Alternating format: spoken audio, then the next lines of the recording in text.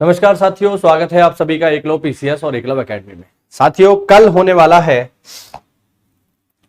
Forest guard का paper.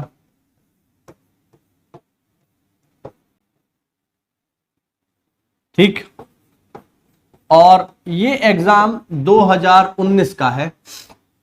जैसा कि आप लोगों को पता होगा कि 2019 का ये पेपर है जो अब जाकर के 2022 में हो रहा है। तो कुछ बेसिक मेरी सलाह है आप लोगों से जो मैं आपको देना चाहूंगा इस एग्जाम के रिगार्डिंग। देखो, कुछ बेसिक चीजें हैं जो आप याद रखना। जैसे सबसे पहले तो एग्जाम सेंटर टाइम से पहुंचना, क्योंकि एग्जाम सेंटर पर समय से पहुंचना जरूरी होता है। अगर आप एग्जाम सेंटर समय से नहीं पहुंचोगे और बिल्कुल घर से एग्जाम के टाइम पर ही निकलोगे तो फिर दिक्कत हो सकती है। बहुत बार क्या होता है, रिक्शा नहीं मिलता, ऑटो नहीं मिलता और आप एग्जाम सेंटर के लिए लेट हो जाते हैं। तो ये जो लेट होने वाली स्थिति है ये आपके दिमाग में एक्स्ट्रा बोझ पैदा करती है, टेंशन पैदा करती है कि मैं पहुंचूंगा कि नहीं पहुंचूंगा। बहुत बार लोग नहीं भी पहुंच पाते हैं, लेट हो जाते हैं तो गेट बंद हो जाता है। तो इसलिए सबसे पहली बात, पेपर में समय से पहुंचे। दूसरी बात, आधी चेक कर लीजिए कि आपने अपना एडमिट कार्ड, आधार कार्ड, पेन वैन ये सब अच्छे से रखा है कि नहीं रखा है। ऐसा ना हो कि वहां जाकर पता चले ये चीज तो रह गई। तो ये अनावश्यक परेशानी वाली चीजें हैं जो कि दिक्कत खड़ी करती हैं, आपको इनसे बचना है। तीसरी चीज ये कि घर से कुछ हल्का खाकर निकलिए। ठीक है, सुबह कुछ ऐसा हैवी मत खा लेना कि जो है छोले भटूरे खींच लिए या पूड़ी खींच ली, है ना, ठेले वाली। ये दिक्कत दे सकती है। आपको 2 घंटे पेपर में बैठना है तो हल्का कुछ फल खा लो, केले खा लो, जूस पी लो, है ना, या सेब खा लो, सबसे बढ़िया।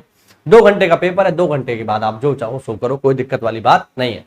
दूसरी चीज ये कि आपको ये भी याद रखना होगा कि पेपर जब आप देने जाओ, ठीक है, तो इस एग्जाम में, फॉरेस्ट गार्ड के एग्जाम में 3 सेक्शन आते हैं, आप लोगों को पता होगा। रीजनिंग, जीएस और हिंदी। मैथमेटिक्स इसमें नहीं आता है। तो ये 3 सेगमेंट है। इन तीनों में जो आपको सेगमेंट सबसे बढ़िया आता हो, जो आपको लगता हो इसको तो मैं फाड़ दूंगा, इसको तो मैं उड़ा के रख दूंगा, चाहे वो रीजनिंग हो, चाहे हिंदी हो या जीएस हो, ठीक है। जीएस में तो खैर कोई इतना धुरंधर होता ही नहीं है, लेकिन हाँ, हिंदी और रीजनिंग में बिल्कुल कॉन्फिडेंस लोगों का हाई हो सकता है। हो सकता है आप में से किसी का हिंदी बहुत अच्छा हो। तो जो सेगमेंट आपको सबसे बढ़िया आता है सबसे पहले उसको करना है ना। हिंदी में एक चीज मैं आपको और बता दूं, कल पेपर है लेकिन फिर भी मैं आपको सलाह देना चाहूंगा, वर्णमाला साथियों पढ़ करके जाना। वर्णमाला का एक बार रिवीजन कर लेना और एक बार पत्र का रिवीजन कर लेना। पेपर में ये आपको कम से कम 10 नंबर के मिलने वाले हैं। लास्ट टाइम, ये मेरी टिप है आप लोगों के लिए, एक बार इसको पढ़ लेना। अब मान लो आप हिंदी सॉल्व कर रहे हो, है ना। हिंदी जब आप सॉल्व कर रहे हो साथियों, तो कुछ चीजें आप लोग इसमें ध्यान रखना। जैसे कि देखो, हिंदी जब आप सॉल्व कर रहे हो तो मान लो आपने क्वेश्चन नंबर 10 सॉल्व किया, तो मेरी सलाह यह है कि क्वेश्चन नंबर 10 जब आप सॉल्व कर रहे हो तो तुरंत के तुरंत 10 के आगे ही, मतलब क्वेश्चन नंबर 10 आपने सॉल्व किया, जो भी उसका आंसर आया उसे तुरंत के तुरंत ओएमआर पे काला कर दो। बहुत से लोग क्या करते हैं कि 1 से लेकर 100 तक सॉल्व कर लेते हैं, उसके बाद क्या करते हैं, भरना शुरू करते हैं। बहुत से, हो सकता है आप में से बहुत सारे लोग ऐसा करते हो कि पहले पेपर सॉल्व करूंगा उसके बाद ओएमआर को भरना शुरू करूंगा। तो ये गलती मत करो। क्यों कि मान लो आपने भरना शुरू किया और बीच में आपसे कोई गोला गलत भर गया, तो फिर आगे, या मान लीजिए आपको भरना था 10, आपने भर दिया 9 का, तो अब पूरी की पूरी सीरीज ही गलत हो जाएगी। आपकी 20-30 सवालों की पूरी सीरीज गलत हो जाएगी। तो कितना नुकसान होगा, बहुत ज्यादा होगा कि नहीं होगा। इस चीज से बचने का तरीका है ये कि जैसे ही आप क्वेश्चन सॉल्व करो तुरंत ओएमआर काला करो। अगर मान लो आपने गलत गोला भर भी दिया, मान लो 11 नंबर टिक करना था, आपने 12 कर दिया, तो एक ही तो गलत हुआ ना, आपको दिख जाएगा।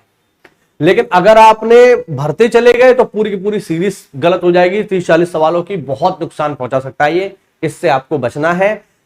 तुरंत के तुरंत ओएमआर भरिए, क्वेश्चन सॉल्व करिए, आंसर आए ओएमआर भरिए, बात खत्म, आगे बढ़ जाइए। ठीक है, सबसे पहले वो सेगमेंट सॉल्व करना है जो आपको सबसे ज्यादा आता है। अगर आपको हिंदी सबसे बेहतर आती है तो हिंदी को पहले सॉल्व करो। ऐसा मैं क्यों बोल रहा हूं, ऐसा इसलिए बोल रहा हूं कि हिंदी को जब आप जो है सॉल्व करोगे तो हिंदी आपको आती है तो आप अच्छे सवाल सॉल्व कर ले जाओगे। मान लीजिए 80 नंबर की इसमें हिंदी है, 80 में से 70 सवाल आपने फोड़ दिए। अब 70 सवाल फोड़ दोगे तो कॉन्फिडेंस लेवल कहां पहुंचेगा, बहुत ऊंचा। तो ऐसे में आप एग्जाम के प्रेशर से मुक्त हो जाओगे, है ना, उसका जो दबाव है उससे आप मुक्त हो जाओगे और पेपर बड़ी आसानी से करके आओगे, बढ़िया करके आओगे। लेकिन मान लो आपने शुरू से ही करना स्टार्ट किया कि नहीं मैं तो 1 से चलूंगा 100 तक जाऊंगा, तो ठीक है भैया। लेकिन अगर पहले मान लो रीजनिंग आ गई और रीजनिंग में ही 4 से 5 या 10 सवाल ऐसे आ गए एकदम फाड़ू, आपसे हिल ही ना रहे, फिर आप क्या करोगे। तो आप देखो कि 10 के 10 सवाल तो ये चले गए, टाइम खराब हो गया। अब आप प्रेशर में आ जाओगे तो जो चीजें आपको आती हैं वो भी प्रेशर में गलत हो जाएंगी। इस चीज से बचना है, ठीक। तो जो आता है वो करो और बढ़िया तरीके से करके चले आओ, कोई दिक्कत वाली बात नहीं है। कल पेपर हो जाएगा, कल जैसे ही पेपर होगा मैं इसकी आंसर की अपलोड करूंगा, आप लोग उसको देखना, टिक करना और बताना आपका स्कोर क्या रहा।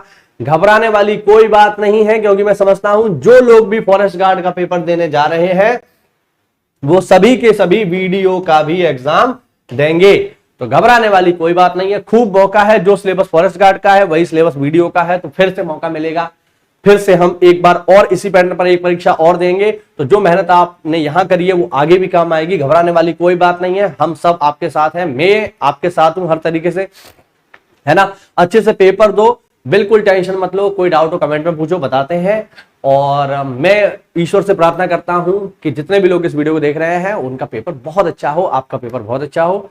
मिलते हैं कल फॉरेस्ट गार्ड की आंसर की के साथ। जय हिंद, जय भारत, वंदे मातरम।